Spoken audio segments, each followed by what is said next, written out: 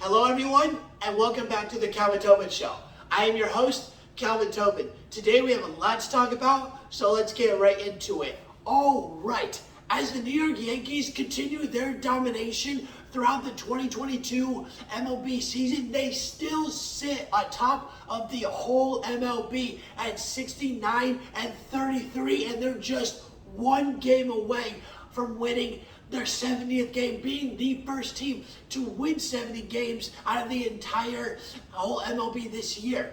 Now, a big reason that the Yankees have all this success is because of Aaron Judge. And Aaron Judge has been absolutely phenomenal since the All-Star break. And the Yankees have played 10 games since the All-Star break has ended, and only 3 of those games Aaron Judge has not hit a home run.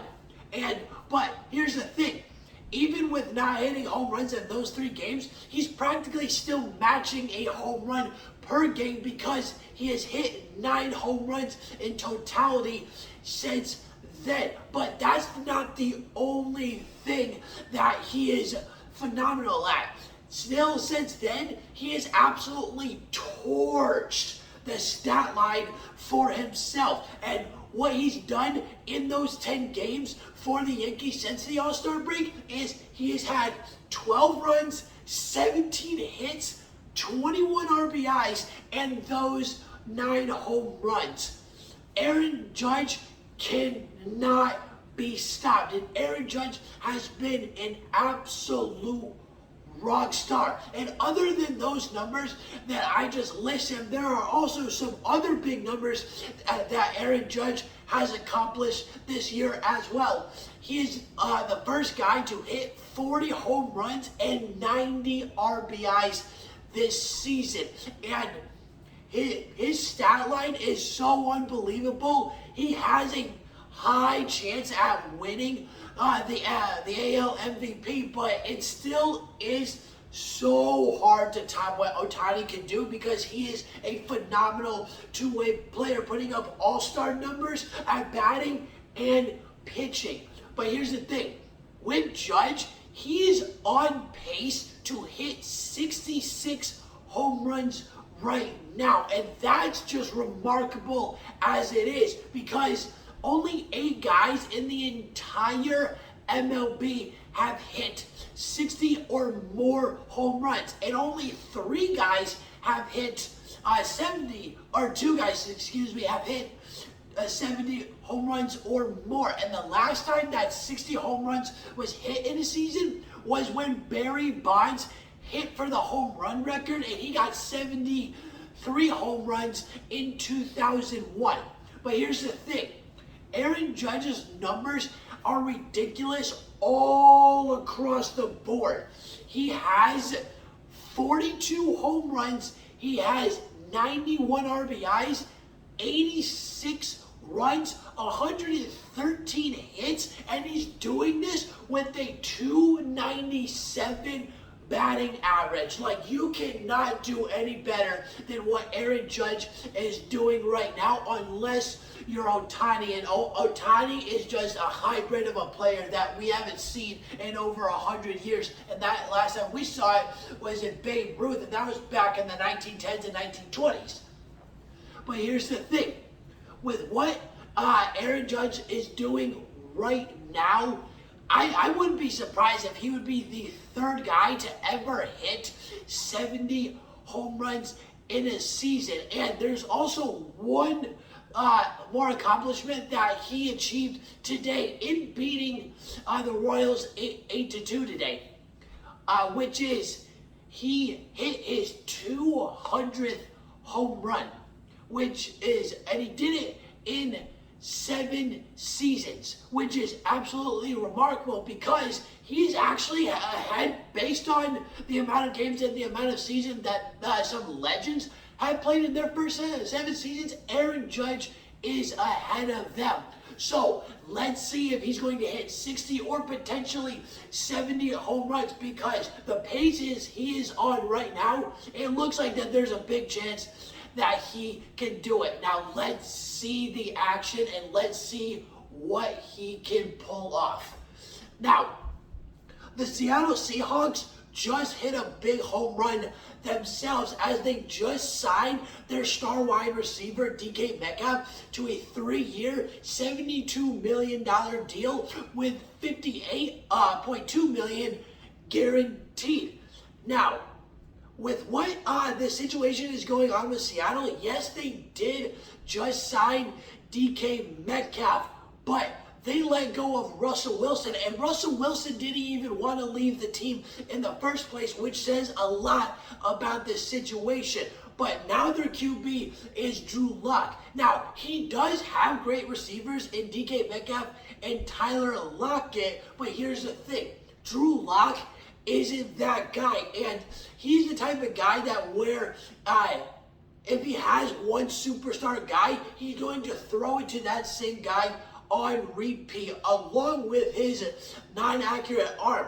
The Seattle Seahawks are in big trouble because with Pete Carroll's playbook being outdated, the Seattle Seahawks are about to return to where they were before they had Russell Wilson, which is a team that struggled to get a 500 type of record. And the funny thing is about Seattle's situation is their first game in this upcoming season, they are actually going to be playing Russell Wilson and the Denver Broncos. And this game has a high chance to be a blowout because Russell Wilson knows Pete Carroll's playbook inside and out. And even if Pete Carroll has something up his sleeve to really trick the Denver Broncos, there's no way that can out-trick Russell Wilson because he was with the team for 10 years. He knows that team inside and out, and that's going to be a huge advantage and a huge benefit for the Denver Broncos going into game 1 in the 2022-2023 season. Now, with this new contract, who is happier? DK Metcalf with his new contract or Seattle keeping their star player? Because DK Metcalf, yes, he did got a lot of money, but players want to win, and Seattle is about to be a team that is about to be irrelevant. The only reason that they were relevant was because of how ridiculously good Russell Wilson was. Russell Wilson with the Seahawks is like LeBron James with the Cleveland Cavaliers, just constantly dragging them to success because of how great of a quarterback he is. So is DK Metcalf. He is certainly happy about the money, but what about the situation he is stuck in? Is he happy about that? But in all totality, Seattle, I get all Seattle fans are definitely totally enthusiastic that they get to keep their star player, because there were some rumors that DK Metcalf was getting mad about the contract that he wasn't able to sign just yet and was wondering on how much money he is going to get. But the star receiver finally got his contract and is going to stay in Seattle for 3 more years. Now, a star player that is about to return, the New York Mets and all baseball fans have been waiting for this moment all year long. And if you haven't guessed who's about to return yet, it's Jacob DeGrom. And now the entire MLB world, every single team, maybe not the Yankees, but here's the thing. The Mets did just sweep the Yankees in a 2-game series a few days ago. And when Jacob DeGrom's return to the pitching rotation, all hell is about to break loose, and the success that the Mets are about to have is potentially about to launch into space on what they're about to do, because now the Mets have 3 Cy Young level pitchers all in one pitching rotation. You got Max Scherzer, Jacob DeGrom, and Edwin Diaz. That is one scary rotation. And can they be better than the LA Dodgers? Because for a couple of years, with the players that the Dodgers have, we were all expecting the kind of record that the Yankees have right now for the Dodgers have, because they had an all-star lineup in their pitching rotation and they had an all-star batting lineup, but they're still not the best overall team based on record. But anyways, with Jacob DeGrom's return, the Mets were very smart on his slow return to the MLB, because they started him off in the AAA and he pitched a few games. And in his first game that he pitched in the AAA, it looked like his Tommy John surgery didn't phase him either. And he could be, going with this MLB return, he could be a second pitcher this year that could show us that the Tommy John surgery didn't phase him at all. And the first couple of pitches that Jacob DeGrom had in his first game back in the AAA, he pitched 100 every single time. And now his return is going to be on August 2nd, facing off against the Washington Nationals. And it can't get any easier for Jacob, because he's facing off against the worst team in the MLB. That's about as easy as you can get. So Jacob DeGrom's return might be astonishing, it might not be, but we're about to see what Jacob DeGrom has in the tank starting day one on August 2nd. Now, day one starts with the right mentality, and Paulo Banchero is starting his career in his shoe brand with the Jordan brand.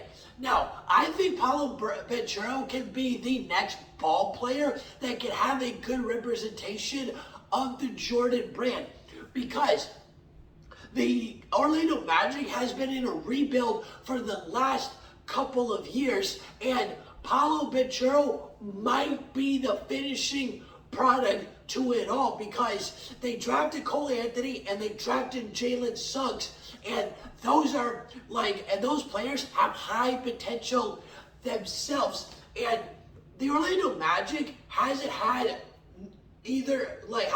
barely any success for the past 10 years. They have been a 25-26 win team for the past 10 years. And for the last 2 years, their total wins over the last 2 years was 43 games. And with the first pick in the draft with Paulo Banchero, I think he can be the star of Orlando Magic's success again, from what they had all the way back in 2009, from when they went to the NBA Finals. But here's the thing. Other than a couple of years getting to the semifinals and losing in the NBA Finals in 2009, the Orlando Magic is normally a first-round exit when it comes to the playoffs. Can Paulo Banchero turn that around? I think he has a good shot. He just needs a couple of years to develop, and then we can see his true potentialness. Or he could be like Ja Morant or Luka Doncic and just break right out of the gate and show how great he can be in the NBA, because he was the highest scorer. He was the highest scorer per game on points per game in the summer league at about like 20 plus points per game. Can he continue that into the NBA? It's going to be much harder because he's going up against the best. And with Orlando Magic's new trio in Jalen Suggs, Cole Anthony, and Paulo Banchero, I think that has a huge chance to be a better trio than what Aaron Gordon, Nikola Vucevic, and Evan Fournier were, because they didn't do much for the Orlando Magic themselves. And talent gets better every single year, and this is where the Orlando Magic's success is going to start with Paulo Banchero. All right, that's the end of the Calvin Tobin Show. Please subscribe to my channel so you don't miss out on any sports media, and please follow me on Instagram at Calvin Tobin Show so you don't miss out on any sports news whatsoever. And I'm